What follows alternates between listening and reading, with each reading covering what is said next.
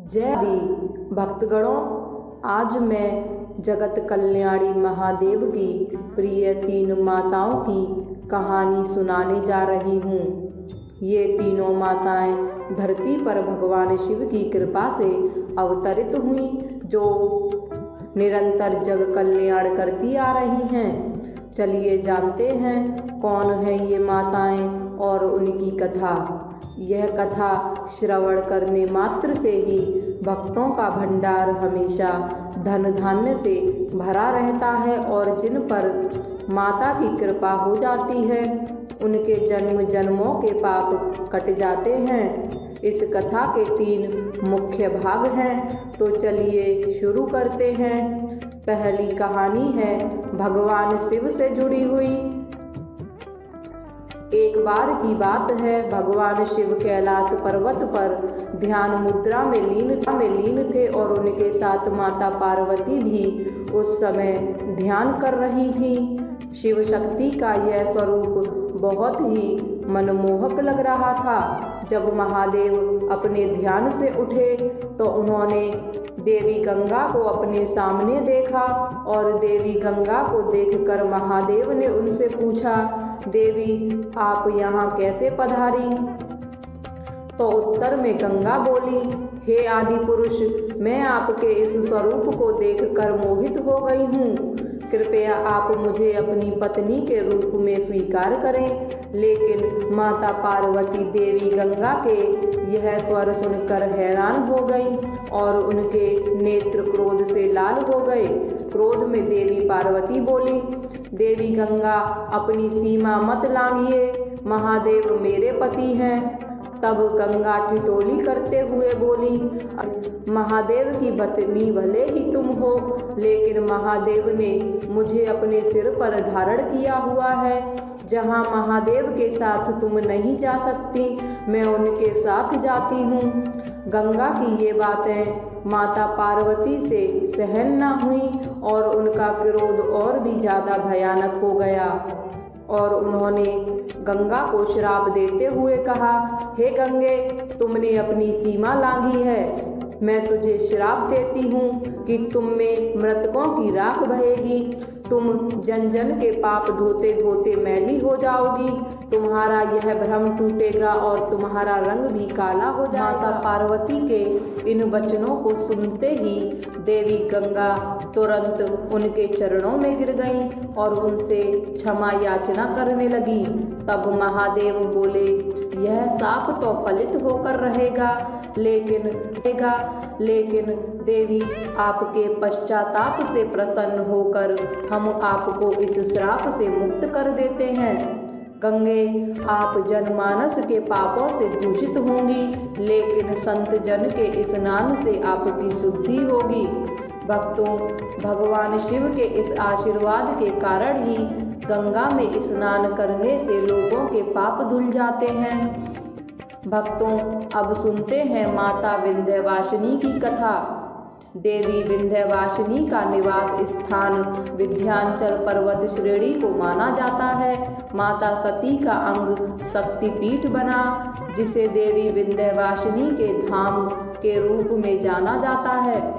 ऐसी मान्यता है कि विंध्यवासिनी पर्वत ने कठोर तप कर सर्वश्रेष्ठ होने का आशीर्वाद प्राप्त किया था।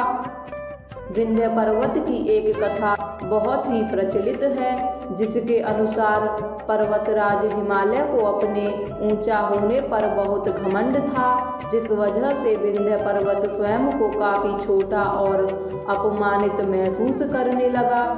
इसी वजह से उसने माँ विंध्यवासिनी की आराधना की और देवी के साथ साथ त्रिदेव को भी प्रसन्न कर लिया और उसे आशीर्वाद प्राप्त हुआ कि उसकी ऊंचाई दिन पर दिन बढ़ती जाएगी। लेकिन इस वरदान की वजह से विंध्य पर्वत दिन पर दिन ऊंचा होता गया और एक दिन ऐसा आया जब सूर्यदेव के रथ के पहिए तक पहुंच गया और इस वजह से सूर्यदेव का रथ रुक गया और पूरे संसार में हाहाकार मच गया। फिर इस समस्या के समाधान के लिए सभी देवों और महादेव ने गुरु अगस्त्य से सहायता मांगी और गुरु अगस्त्य अपने शिष्य को मनाने के लिए राजी हो गए। जब ऋषि अगस्त्य अपने शिष्य के पास पहुँचे तो विंध्य पर्वत ने उन्हें दंडवत होकर नमन किया, जिससे सूर्यदेव का रथ चलने लगा। और तब ऋषि अगस्त्य ने अपने शिष्य को आदेश दिया कि जब तक वह वापस लौटकर नहीं आते तब तक वह दंडवत मुद्रा में ही रहे। यह कहकर ऋषि अगस्त्य वहाँ से चले गए और फिर कभी वापस ही नहीं लौटे। ऐसा माना जाता है कि तब से अपने गुरु के वापस लौटने के इंतजार में विंध्य पर्वत आज तक दंडवत मुद्रा में लेटा हुआ है। तो भक्तों, यह थी माता विंध्यवासिनी की कथा। चलिए भक्तों, अब सुनते हैं तीसरी कहानी, जो है माता भंडारी देवी की, जो अपने भक्तों का भंडार हमेशा भरती हैं और कभी अपने द्वार से उन्हें खाली हाथ लौटने नहीं देती। यह माता अन्नपूर्णा का स्वरूप है। बहुत पुरानी बात है, विजयगढ़ में ब्रह्मदत्त नाम का एक राजा राज्य करता था। वह माता विंध्यवासिनी का परम भक्त था। एक दिन राजा शिकार को जंगल गया, लेकिन उससे शिकार करते समय एक गाय की हत्या हो जाती है और उसे गौहत्या का पाप लगता है।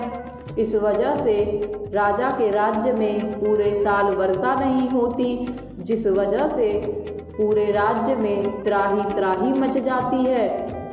राजा ने अपने राज्य की समस्या का समाधान करने के लिए अपने महल में विद्वान पुरोहितों को बुलाया और उनसे उपाय पूछा। राजा की बात सुनने के बाद विद्वानों ने कहा, राजन, आप पर गौ हत्या का पाप लगा हुआ है, इसी वजह से आपके राज्य में सूखा पड़ रहा है। तो अब आप ऐसा करिए कि अब आप अपने राज्य में तालाब खुदवाएं, इससे पानी की समस्या नहीं रहेगी। राजा ने पुरोहितों की बात मानकर अपने राज्य में तालाब खुदवाना शुरू कर दिया। उसने एक के बाद एक 7 तालाब खुदवा दिए, लेकिन किसी भी तालाब में पानी की एक बूंद नहीं निकली। फिर राजा ने विद्वान पंडितों से पूछा कि अब क्या करना चाहिए, तालाब में तो एक भी बूंद पानी नहीं आया। तब विद्वानों ने राजा को उपाय बताया कि राजन, आप एक काम कर सकते हैं, अगर पानी इस तालाब में डाल देगी तो तालाब पानी से लबालब भर जाएगा। तब राजा ने पूरे नगर में यह ऐलान करवा दिया। फिर नगर की सभी स्त्रियां बारी बारी से आईं और एक घड़ा पानी तालाब में डालती, लेकिन फिर भी तालाब में पानी नहीं भरा, जिसे देखकर राजा चिंतित हो गया कि अब क्या करना चाहिए। फिर उसने सोचा कि मेरी रानी अवश्य ही पतिव्रता है। राजा ये सोचकर रानी के पास जाता है और उनसे कहता है कि आप एक घड़ा पानी तालाब में डाल दो ताकि तालाब पानी से भर जाए। लेकिन राजा की ये बात सुनते ही रानी का ईमान डगमगा जाता है, क्योंकि रानी तब तक दूषित हो चुकी थी और उसने राज्य के मंत्री से संबंध स्थापित कर लिया था। रानी राजा की बात सुनकर सोच में पड़ जाती है कि अगर राजा को यह बात पता चली तो वह मेरी गर्दन तलवार से काट देंगे। रानी डरते डरते तालाब में पानी डालने चली गई और जब उसने तालाब में पानी डाला तो तालाब नहीं भरा। यह देखकर रानी दुखी हो गई। राजा सोचने लगा कि मुझे लगता था कि मेरी पत्नी रानी पतिव्रता है, लेकिन मैं गलत था। इस वजह से अब राजा बहुत दुखी हो जाता है और अपने कोप भवन में चला जाता है।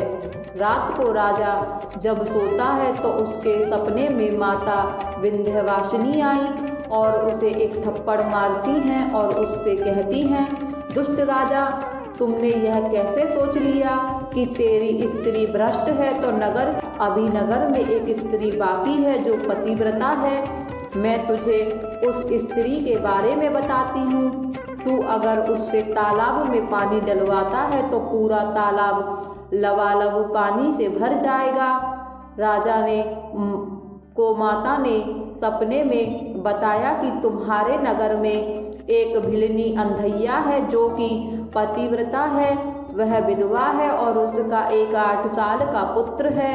यह कहकर माता अंतर्ध्यान हो जाती हैं। राजा की नींद जब खुलती है तो वह तुरंत घोड़े पर सवार होकर भिलनी के पास जाता है और उससे तालाब में एक घड़ा पानी डालने की विनती करता है। जन कल्याण के लिए वह स्त्री तालाब में पानी डालने के लिए तैयार हो जाती है और जैसे ही वह एक घड़ा पानी तालाब में डालती है, पूरा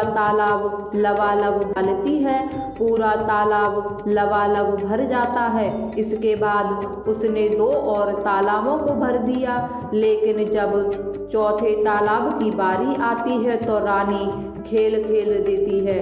उसे लगता है कि भिलनी की वजह से मेरा स्तर नीचे गिर गया, इसलिए वह बीमार होने का नाटक करती है और राजा से कहती है, महाराज मेरा इलाज असंभव है।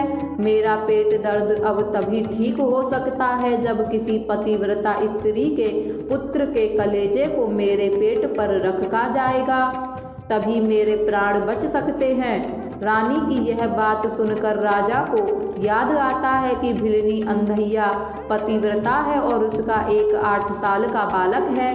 राजा को उसे बच्चे पर बिल्कुल भी दया नहीं आती और वह उस बालक की हत्या कर देता है और उसका कलेजा रानी को लाकर दे देता है।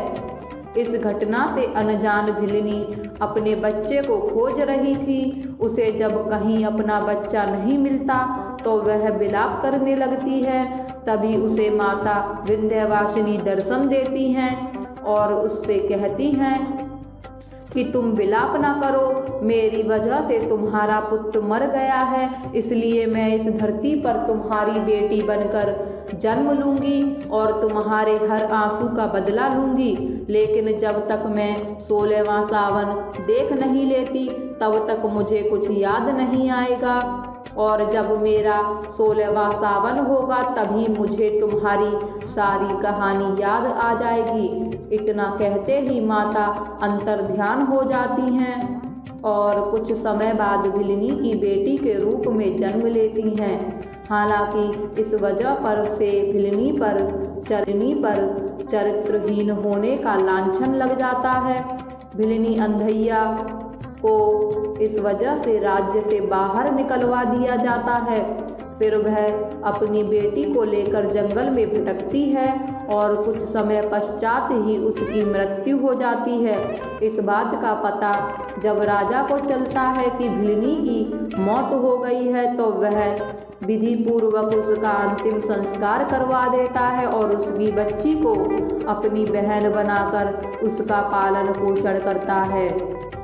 लेकिन जब बच्ची बड़ी होती है और 16वां सावन आते ही उसको पूरी कहानी याद आ जाती है और फिर माता अपनी भक्त भिलनी अंधैया का बदला लेने के लिए राजा का सर धड़ से अलग कर देती हैं और राज्य को पूरा तरह से तहस नहस कर देती हैं। साथ ही माता ने राज्य को श्राप दे दिया कि ये राज्य हमेशा के लिए वीरान हो जाएगा। इसके बाद माता भंडारी अहरौरा के स्थित पहाड़ी पर बस गईं और भंडारी देवी माता के नाम से पहचानी जाने लगी। प्रिय दोस्तों, यह थी तीनों माता की कथा। जय हो गंगा मैया, जय माँ विंध्यवासिनी, जय माता भंडारी। उम्मीद करती हूँ आपको यह कथा पसंद आई होगी। यह कथा पसंद आई हो तो आप कमेंट बॉक्स में जय माता दी हर हर गंगे अवश्य लिखिएगा। तो मिलते हैं अगली वीडियो में, तब तक